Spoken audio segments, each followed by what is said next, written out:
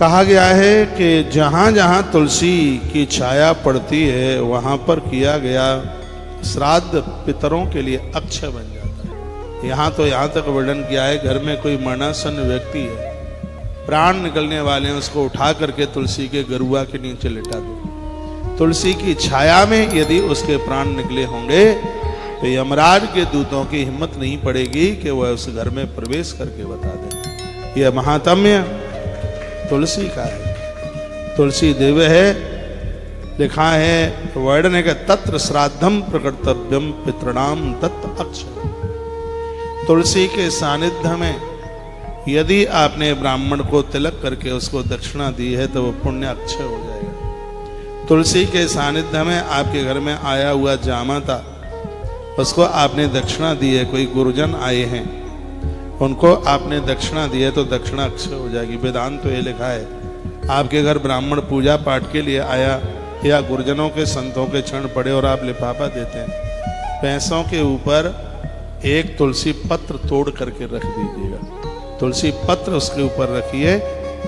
वैसे भी तो कहा जाता है कि हमारे पास तो कुछ भी नहीं है, हम तो सिर्फ तुलसी पत्र ही दे सकते हैं। इस तुलसी पत्र की भैया बहुत बड़ी अपने आप में महिमा है।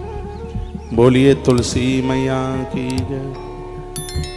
छिदन्ति तृणजालानि तुलसी मूलजानि तदेस्तां ब्रह्महत्यां छिदन्ति तत्क्षणाद्वरि।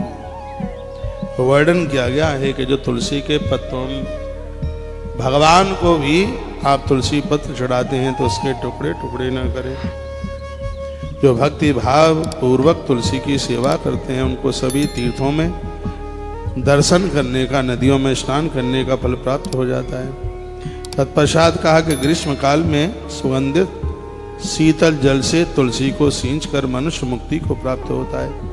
जो तुलसी को चंद्रमा की चांदनी में छत्र का दान करता है सभी पाप छूट जाते हैं। जो व्यक्ति वैशाख मास के महीने में अखंड शीतल जल से तुलसी को सींचता है उसको नित्य अश्वमेध यज्ञ का फल प्राप्त होता है। जो नदियों का जल तुलसी में चढ़ाता है उसे स्वर्ग की प्राप्ति होती है और उसकी वंश वृद्धि नहीं रुकती। जो दूध और जल मिलाकर के तुलसी में चढ़ाते हैं उनके घर में कभी लक्ष्मी की कमी नहीं होती। ऐसा वर्णन किया गया है, इतनी बड़ी महिमा है। कदाचित तुलसीम दुग्धई सेचयद्यो नरोत्तम तस्वै स्मनि विपर से लक्ष्मीर्भवति निश्चला। रोज ना कर पाओ तो हर गुरुवार के दिन दूध में जल मिला करके तुलसी मैया की जड़ों में अर्घ दीजिए, आपके घर में धन की कमी नहीं होगी। शरीर की कंगाली दरिद्रता सगरी खत्म हो जाएगी। पैसा आकाश में से टपकेगा नहीं तो धन आने के साधन खुल जाएंगे। जहाँ रोड़ा लगा हुआ है, जहाँ व्यवधान है, वो सब मुक्त हो जाएगा। कमाना तो खुद ही पड़ेगा क्योंकि पैसा टपकता नहीं है, पैसा कमाना पड़ता है, मेहनत करनी पड़ती है। लेकिन मेहनत कहाँ करें, जगह भी तो होनी चाहिए। उसके लिए मार्ग प्रशस्त हो जाएगा, मार्ग खुल जाएंगे। ये श्लोक फिर मेरा मन कर रहा है इसको बोलने के लिए, फिर मैं इसको बोल रहा हूँ। लिखा है गोमयी तुलसी मूले या कुर्यादुपलेपनम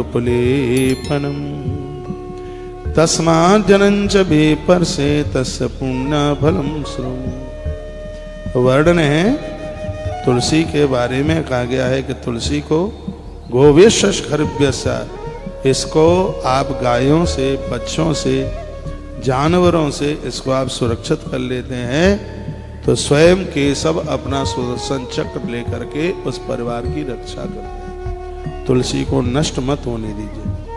तुलस्यारोपणम यस्तु भक्तता कुरुते नर सामृतः परमं मोक्षं प्राप्नोति वन संशया।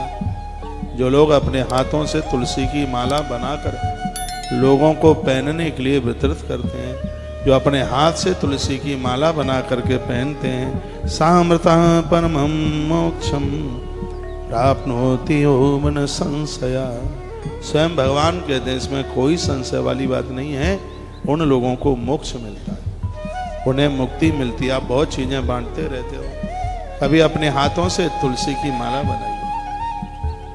बहुत सहज है, बहुत सरल है। मैं बना लेता हूँ तुलसी की लकड़ी की माला, अब टाइम नहीं मिलता। इतनी बढ़िया बढ़िया मनिया छील छाल करके तैयार कर देता हूँ।